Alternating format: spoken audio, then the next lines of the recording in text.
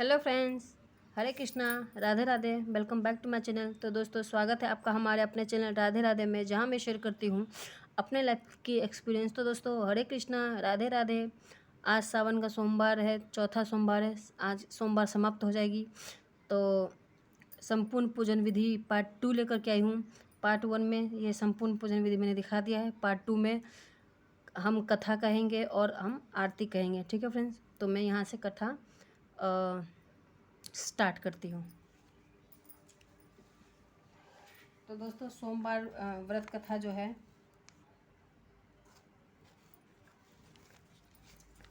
कहते हैं एक गांव में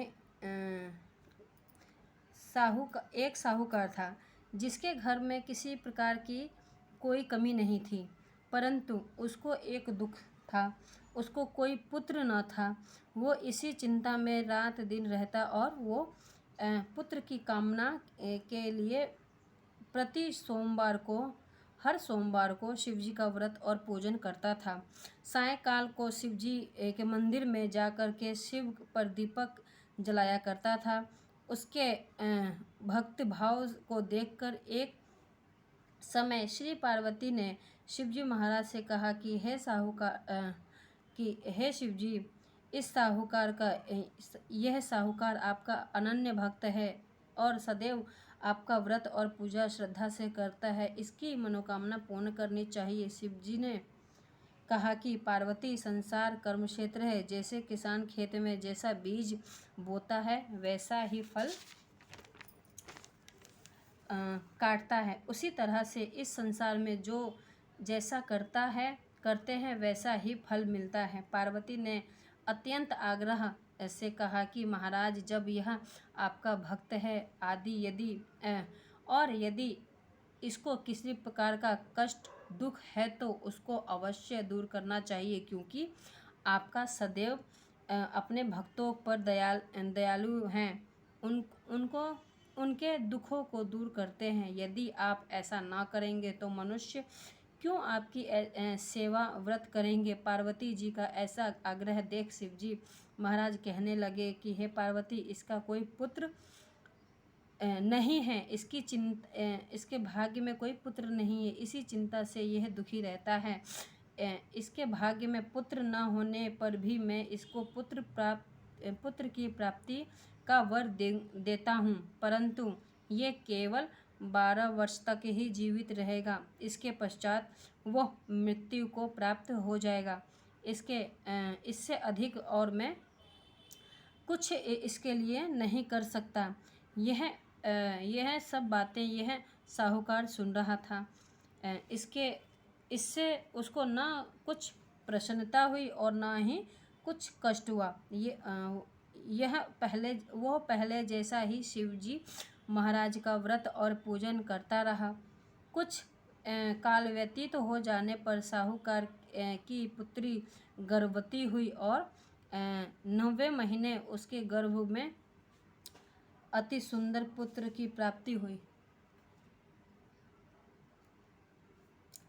साहूकार के घर में बहुत खुशी मनाई गई, परंतु साहूकार ने उसके लिए केवल 12 वर्ष की आयु जान कोई अधिक प्रसन्नता प्रकट नहीं की और न ही किसी को भेद बताया। यह वो 12 वर्ष का हो गया तो वो उस बालक की माता ने उसके पिता से विवाह आदि के लिए कहा, परंतु वह साहूकार कहने लगा कि मैं अभी इसका विवाह नहीं करूँगा और काशी जी पढ़ने के लिए भेजूँगा। फिर साहूकार ने अपने साले अर्थात उस बालक के मामा को बुलाया, उसको बहुत सा धन देकर कहा, तुम इस बालक को काशी में पढ़ने के लिए ले जाओ और रास्ते में जिस स्थान पर भी जाओ यज्ञ करो और ब्राह्मणों को भोजन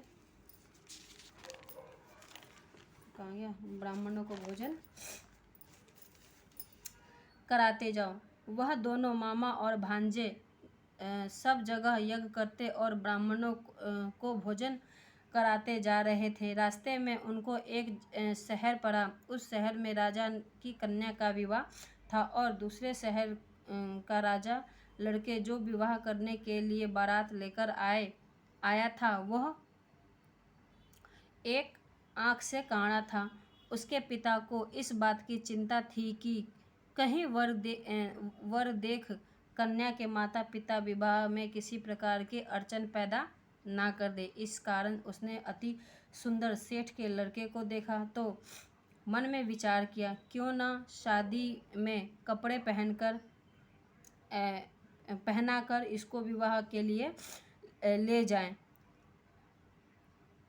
फिर उसको वर के कपड़े पहनाया तथा घोड़ा चढ़ा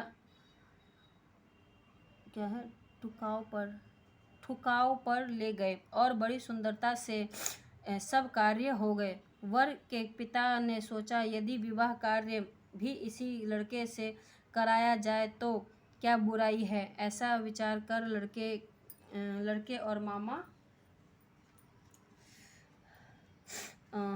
मामा के कह दिया, यदि आप फेरे और कन्यादान का काम भी करा दे तो आपकी अति कृपा होगी और हम इसके बदले में कोई बहुत कुछ धन देंगे। उन्होंने भी स्वीकार कर लिया। विवाह कार्य में भी बहुत अच्छी तरह से हो गया, परंतु जिस समय लड़का जाने लगा तो उसने राजकुमारी की चुन्नी के पल्ले पर लिख दिया कि तेरा विवाह तो मेरे साथ हुआ है, परंतु राजकुमार के साथ तुमको भेजेंगे। वह एक आंख का काना है। मैं तो काशी जी पढ़ने जा रहा हूँ। उस राजकुमारी ने जब चुन्नी पर ऐसा लिखा हुआ पाया तो उसने राजकुमार के साथ जाने से मना कर दिया और कहा कि यह मेरा पति नहीं है। मेरा विवाह जिसके साथ हुआ है वह तो काशी पढ़ने गया है। राजकुमारी के माता पिता ने अपनी कन्या को विदा नहीं किया और बारात वापस चली गई। उधर वह सेठ का लड़का और उसका मामा काशी पहुंच गए और वहां जाकर उन्होंने यज्ञ करना और लड़के ने पढ़ना शुरू कर दिया। जब लड़के के आयु 12 साल की हो गई तब एक दिन उन्होंने यज्ञ रच रखा था कि लड़के ने अपने मामा से कहा, मामा जी आज मेरा तबीयत ठीक नहीं है। मामा ने कहा, अंदर जाकर सो जाओ। लड़का अंदर जाकर सो गया और थोड़ी देर में उसके प्राण निकल गए। उस समय मामा ने आकर देखा कि वो मुर्दा पड़ा है तो उसको बड़ा दुख हुआ और उसने सोचा कि मैं अभी रोना पिटना मचा दूंगा तो यज्ञ का कार्य अधूरा रह जाएगा। अतः उसने जल्द से यज्ञ का कार्य समाप्त कर ब्राह्मणों के जाने के बाद रोना पीटना आरंभ किया। संयोगवश उसी समय शिव पार्वती जी उधर से जा रहे थे। पार्वती जी ने कहने लगी, महाराज कोई दुखिया रो रहा है, उसके कष्ट को दूर करें। तब शिवजी बोले, इसकी आयु इतनी ही थी सो भोग चुका। पार्वती जी ने कहा कि हे महाराज, कृपा करके इस बालक को और आयु दो, नहीं तो इसके माता पिता तड़प तड़प कर मर जाएंगे। पार्वती के इस प्रकार का बार बार आग्रह करने पर शिवजी ने उसको जीवन दान दिया और शिवजी की कृपा से लड़का जीवित हो गया। शिव पार्वती कैलाश चले गए। तब उसी प्रकार यज्ञ करते हुए वे अपने घर की ओर चल पड़े। रास्ते में उसी शहर में एक जहाँ उसका विवाह हुआ था वहाँ पर आकर उन्होंने यज्ञ किया और लड़के के ससुर ने उसे पहचान लिया और अपने महल में ले जाकर बड़ी खातिर के साथ बहुत दास दासियों के सहित आदरपूर्वक लड़की और लड़का जमाई को विदा किया। जब वह अपने शहर के निकट आए तो मामा ने कहा कि मैं पहले तुम्हारे घर जाकर सबको खबर कर देता हूँ। उस समय लड़के के माता पिता अपने घर की छत पर बैठे हुए थे और उन्होंने यह प्रण कर रखा था कि यदि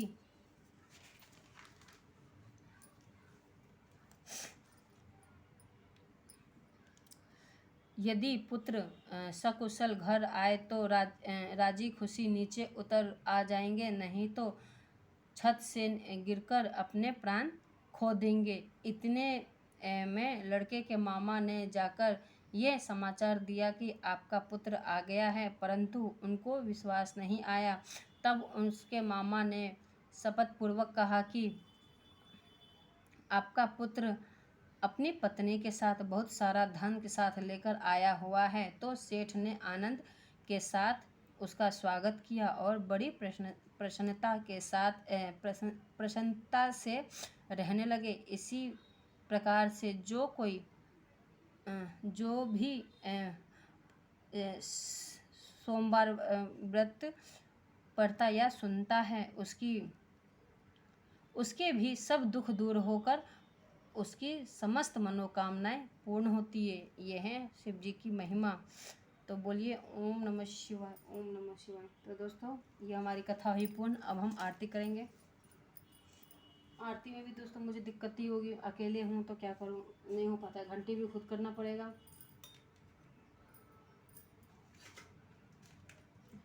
जैसे कि मैंने पहले उसमें दिखाया था, ये रहा शमी का पौधा, ये रहा। ओम नमः शिवाय, ओम नमः शिवाय। ये रुई तो मेरी गीली हो गई फ्रेंड्स, सूखी थी।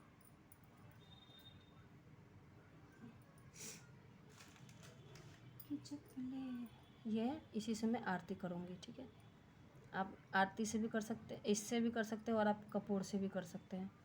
तो शाम में भी थोड़ी देर के बाद जो है कपूर कर दूँगी। ये पूजा करने में थोड़ा सा शाम का दिया जलाने में मुझे लेट हो गया।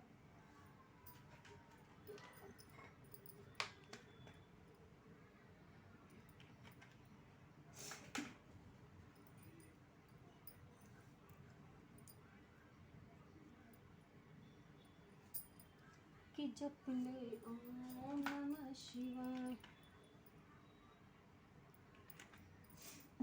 ठीक है फ्रेंड्स, ये मैंने बाती बना ली है और इसको मैं इसके ऊपर रखूँगी यहाँ पे ऐसे करके। तब ऐसे मैं ऐसे दिखाऊँगी, ठीक है। ऐसे करके ऐसे दिखाऊँगी। मैं जला देती हूँ पहले माचिस।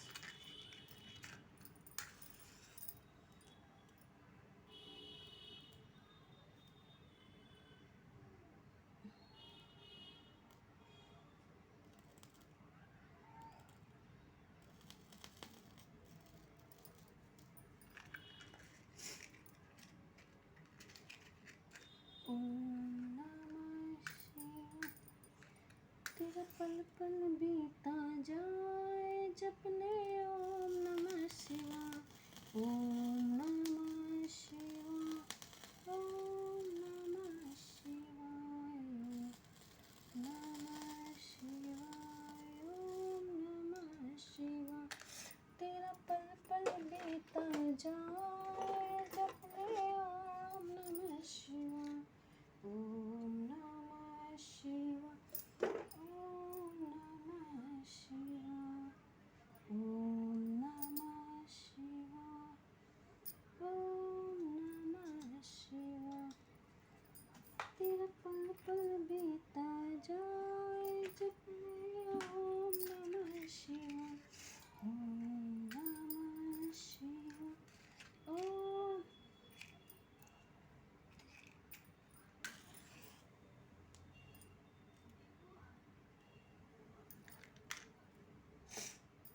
मैं शाम का भी दीपक करती हूँ फ्रेंड्स, लगे हाथ में शाम का भी कर देती हूँ ताकि मुझे दीपक और आरती करने में सुविधा रहेगी। 12 बंद हो गया।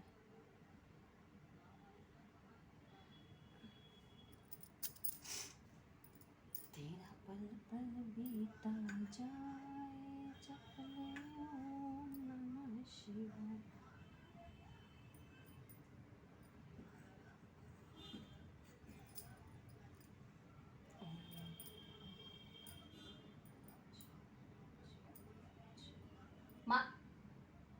मन्नू, ये हमारे लड्डू गोपाल को रख दो, मैं आरती कर रही हूँ, उनके लगे हाथ आरती हो जाएगी।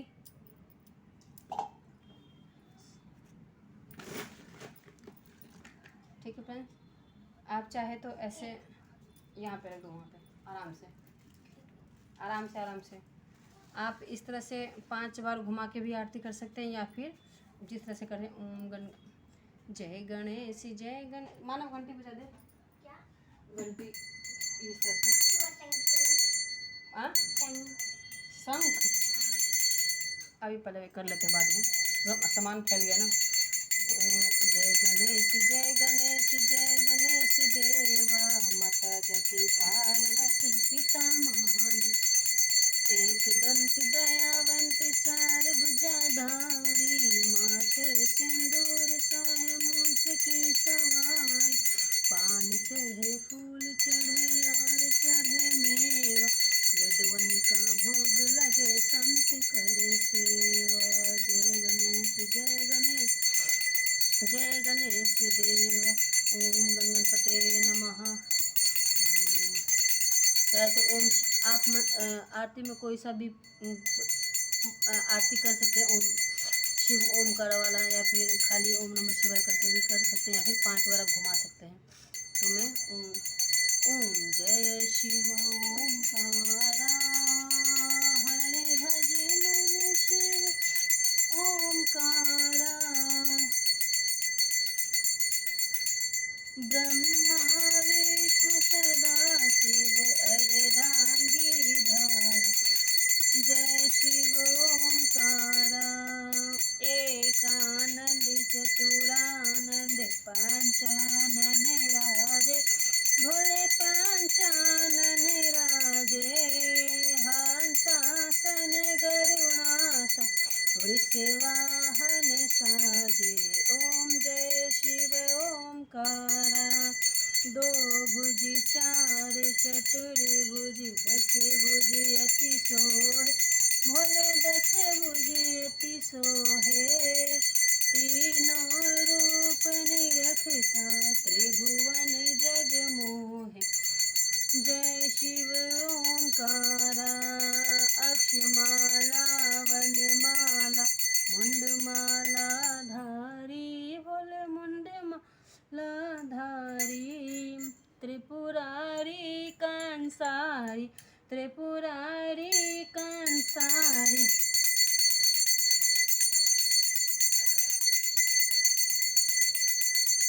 त्रिपुरारी कंसारी वरमाला धारी, ओम जय शिव ओमकारा,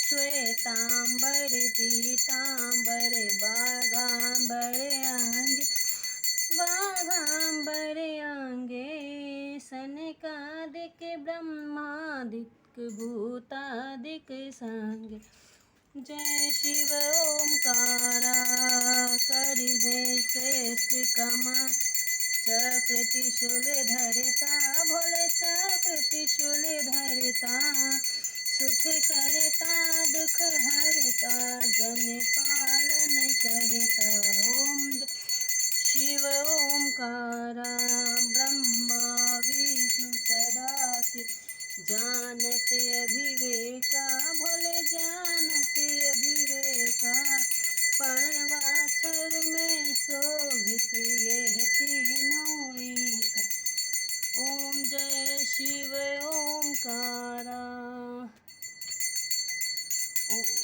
कर्पूरगौरं करुणावतारं संसार सारं भुजगेन्द्रहारं सदा वसन्तं हृदयविन्दे भवं भवामि सहितं नमामि। ओम नमः शिवाय, ओम नमः शिवाय।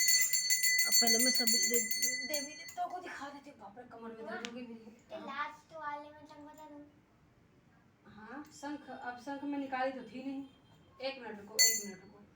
ओम दुर्गे नमः, ओम दुर्गे नमः, ओम दुर्गे नमः, ओम नमो भगवते वासुदेवाय नमः, ओम शिवाय नमः, ओम नमो भगवते वासुदेवाय नमः। तुलसी का भी मैं यही कर देती हूँ। जय माता दी, जय माता दी, जय माता दी। तो दोस्तों, अभी हम नहीं लेंगे, अभी मैं बताती हूँ आपको कैसे लेना है हमें। 1 मिनट रुक जा, 1 मिनट पहले रुक जा। ये है आरती, ये है आरती, ठीक है फ्रेंड्स। ये अब हमको हाथ में ये लेना है जल। जय हो। आपको ऐसे शांत कर दीजिए। फिर सभी देवी देवता को मैं दिखा देती पहले। इस प्रकार से हमने दिखा दिया। अब इनको दिखा देंगे। ओम गण गणपते नमः, ओम गण गणपते नमः। अब इन सब के लेने के बाद फिर से हम वो कर लेते हैं, क्योंकि मैंने उनको दिखाया नहीं था इसलिए मुझे दोबारा करना पड़ा। ये हो गया। इसके बाद हम खुद लेंगे। तो आप जो है नमः शिवाय नमः शिवाय नमः शिवाय ये लीजिए। ठीक है फ्रेंड्स, ये हो गया। इस आरती ओम नमो भगवते वासुदेवाय नमः, ओम नमो भगवते वासुदेवाय नमः, ओम नमो भगवते वासुदेवाय नमः। मैंने यहाँ पे लड्डू गोपाल हमारे बैठे हुए थे, मैंने इनकी भी जो है कर दी। ठीक है फ्रेंड्स, ये हो गई। और यहाँ पे ये भोग रखा हुआ है जो मैंने आपको पहले दिखाया था। एक बार आप सबको जो है हाथ में ऐसे ले जल, आप फूल से भी ले सकते हैं या फिर इससे भी ले सकते हैं। और सबको इस प्रकार से भोलेनाथ को समर्पित कर दीजिए। इस प्रकार आपकी हुई पूजन संपन्न। अब हाथ जोड़ करके जो है क्षमा कीजिए। हे गणपति महाराज, हे भोलेनाथ, हमारी पूजन को स्वीकार करें, संपन्न करें। हमसे जो भी भूल चूक, कोई गलती, कोई अपराध हुई है, उन्हें क्षमा करके अपनी कृपा दृष्टि बनाए रखें। इसी प्रकार से पूजन की जो है संपूर्ण पूजन विधि को मान करके आपके चरणों में समर्पित करती हूँ। उतना तो हम ज्ञानी हैं नहीं, अज्ञानी हैं भोलेनाथ। जितनी भी समझ है, जिस प्रकार भी समझे करने की कोशिश किए हैं, तो हे भोलेनाथ, संपूर्ण पूजन विधि में इसी को मान करके आपके चरणों में पूजन को समर्पित करती हूँ। अपने मन से मेरे मन में जो भी दुर्भाव जो भी हो, हमारे घर के दरिद्रता जो भी, उन्हें दूर करके सुख शांति से समृद्धि दीर्घायु, पति बच्चे की आयु लंबी करे, घर में सुख शांति से समृद्धि बनी रहे, मेरी यही मनोकामना है। मैं व्रत की यही मनोकामना करती हूँ और आप अपना आशीर्वाद हम पे बनाए रखें। ओम नमः शिवाय, ओम नमः शिवाय। इतना कह के क्षमा याचना करके, अगर क्षमा याचना नहीं आती है तो आप इस प्रकार से कह करके आप उठ सकते हैं। उठने से पहले आपको जो है भोलेनाथ की इस प्रकार आप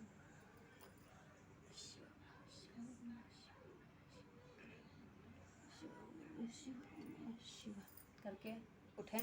आप आपका जो आसन है उस पर आप जल छोड़ें। आप इस तरह से नहीं उठ सकते हैं, आप ऐसे ना उठें। ये मैंने आपको आसन दिखाया था,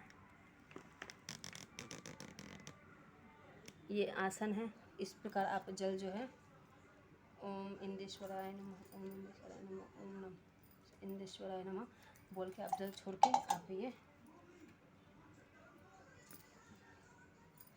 आप ऐसे मोड़ के रख दें। ठीक है फ्रेंड्स, तो दोस्तों आशा करती हूँ ये वीडियो ज़रूर आपको अच्छी लगी होगी। ये थी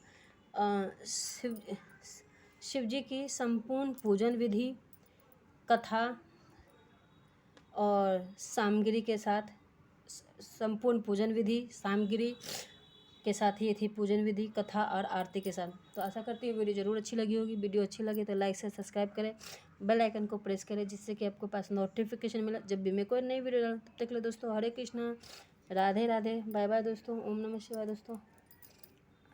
आप लोग को भी आशीर्वाद बनी रहे। ये थी पार्ट 1 में पूजन विधि बताई हूँ, पार्ट 2 में कथा और आरती बताई हूँ। ठीक है फ्रेंड्स, बाय बाय दोस्तों, बाय बाय, बाय बाय।